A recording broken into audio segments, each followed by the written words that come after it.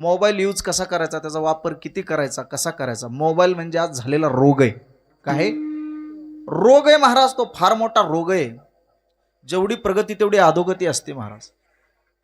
आज झोपताना मोबाईल हातात आहे, स्वयंपाक करताना मोबाईल हातात आहे बायकोच्या, जेवताना नवऱ्याच्या पुढे एका हाताने घास आहे, एका हाताने मोबाईल चालतोय.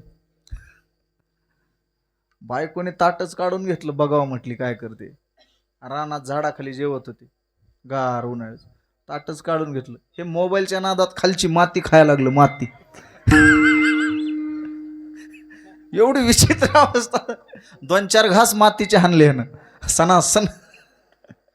एवढे मोबाईल मध्ये गुंग झाले महाराज, काही कळना झालं आपण काय करायलो, कुठे बसलो, कुठे बसून मोबाईलचा वापर करा हे याचं सुद्धा भान नाही महाराज.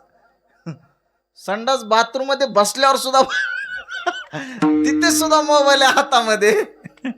किती वेळ लागाव, किती वेळ लागाव. एवढं वेळ महाराज जर देवासाठी लागलं.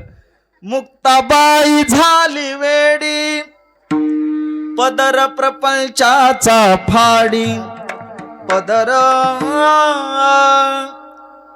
प्रपंचाचा फाडी, वेडा झालो, वेडा झालो. वेड झालं पाहिजे त्याच्यासाठी एवढी